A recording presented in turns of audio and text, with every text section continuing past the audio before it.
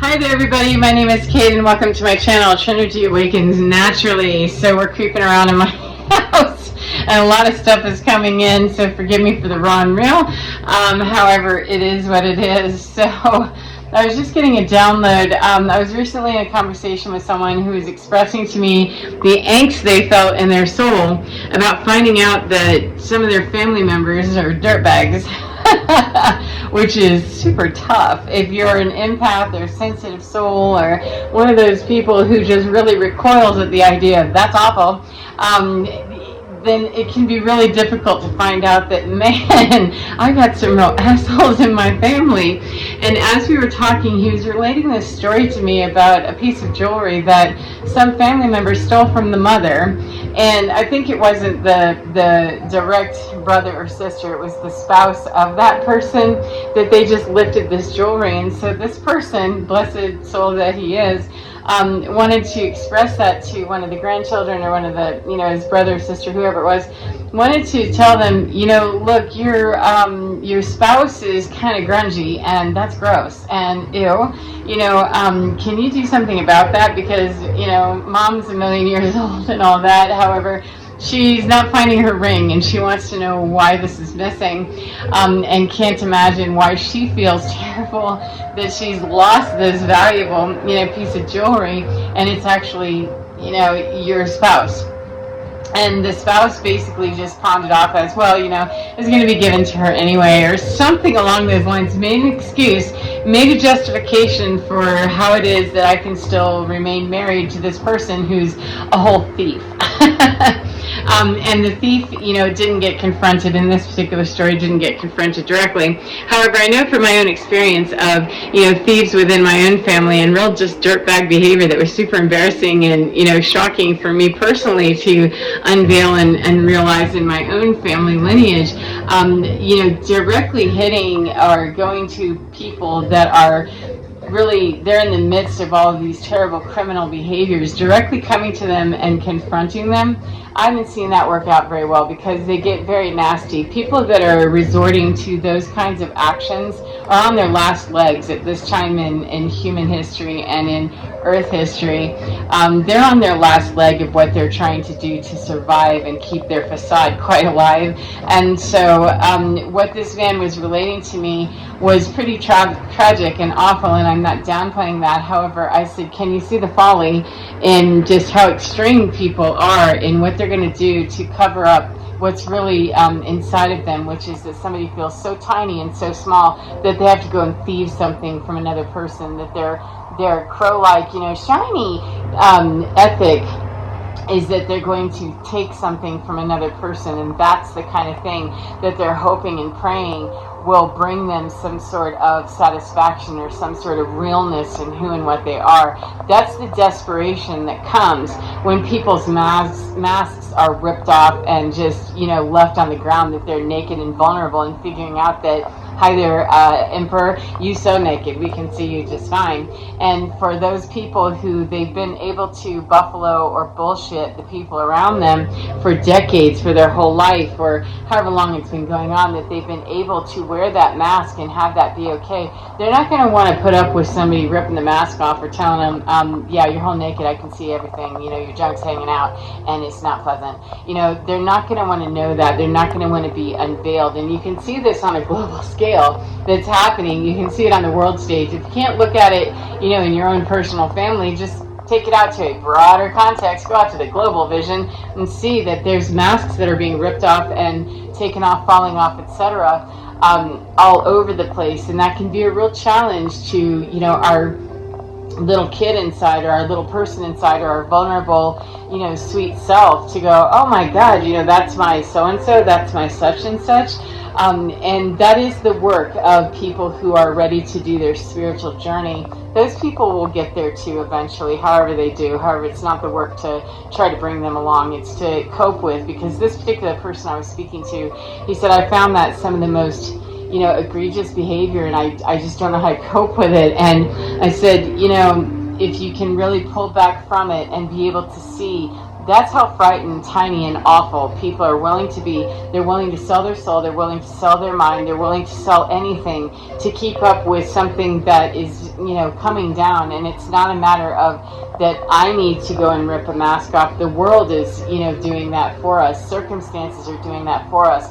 People that have been building their houses in the sand, their houses of cards, we don't have to do much of anything except step away and allow that to blow up on its own, allow it to melt and disintegrate on its own, because things that foundationally were built upon shaky foundations to begin with, we need not do anything except stand in the truth, and the truth is the earthquake and the disruption underneath that is pulling all of that down. And we need to find a way to deal with the fact that, ew, my sister is that awful, my mother is that gross, my husband is ew, or my children, whatever it is, to be able to label it very out there and, raw with, yeah, this is disgusting, and then be able to, once we can really identify that that's really gross and awful, then we can move into those stages of grief where we come to the acceptance.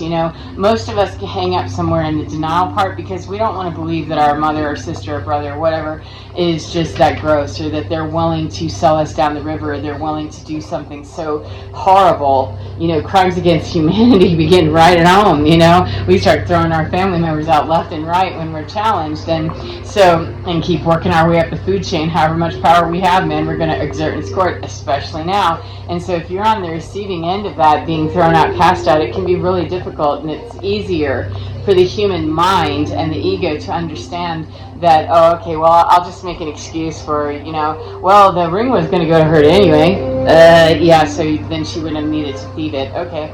That when you're ready to receive that information and you can look at that and really take that in and see the horror of it, it's not a matter of staying in the horror, it's a matter of seeing what you see, know that, yeah, that's exactly what I see, and yuck, that offends me, and then be willing to move on to understanding, after we work through all of that grief, the anger, the sadness, all of it, to move on to the compassion for, yeah, people are super freaking challenged right now, and I'm done playing with that, I haven't found rehabilitation of personalities like that to be a fruitful effort. I haven't found that it works. If you found a way to work with people and they're willing to change and they're doing that, good for you. I encourage you. However, I found the best work for me personally is all the thieves and the boogaboos from my world. I had to separate completely and let you figure out, that I'm not a part of the destruction of your world. You're doing that well on your own, and you don't need me to be wishing anything nasty or awful on you. You're going to bring that to you just based on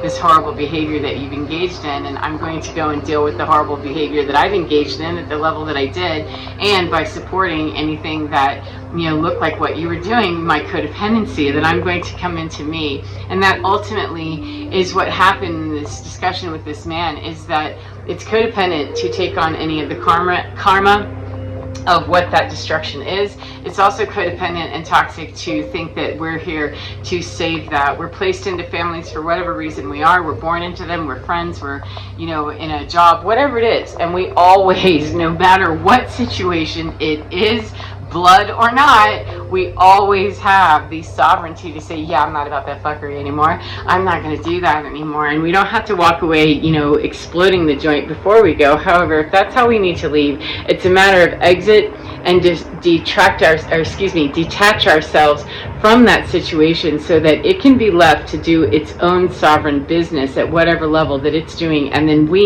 once we completely disconnect from that, we can begin the healing process for ourselves, and we can begin to go through those layers of, what was that? Oh my God, I can't believe, and the sadness and the grief, the anger, whatever it is that we have coming up for us. It's a matter of staying very focused on, this is a me thing, and I absolutely do not do anything to reach into the sovereignty of another person, to wish them ill, to do anything to cause ill upon them, because I'm playing that game.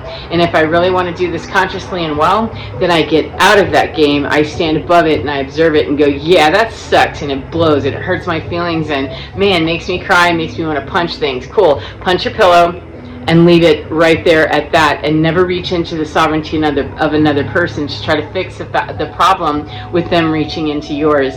That's staying at the level of the problem. So I hope that you're able to observe things from a more observational point, from a more detached point of view, and from an unemotional state as quickly as you can. Doesn't mean that we get to an observational point and we never have any more emotion about it. It's a matter of get to an observational point at some point and be able to see very clinically what is the situation in front of me, and then when it comes up again, those feelings of anger, rage, retaliation, whatever it is that comes up, when it comes back around for those feelings to come up, we can remember that, oh yes, I'm over here in this detached state, that I can observe that, and I'm well within the bounds to feel humiliated, angry, like I want to cause retribution, to feel any of those feelings. They're all real, they're all raw, and they're all yours, and they're honest and true. Then own them without taking action. That's the only difference, is that we can express verbally, mentally, whatever, all the expressions that we want to have, all the real and raw emotions that we do have. However, it's when we take action with our mouth or our fingers or our mind, when we take action somewhere to reach into undivine, to try to bring balance on our own. The universe knows far better than any one human could ever possibly know. We don't have a complete enough picture, no matter how far we can go up here in the observational point. There is nobody that has the complete picture, and so the greatest work that I can do is to remain honest and true and allow the universe to bring whatever balance through that it brings, because I'm more concerned about me bringing balance to me and not give a shit about what anybody's done to me. That's the strongest position to ever be standing in. So I hope that this finds you well, no matter what part of the day you're in, and remember to get within your skin, because you're divine.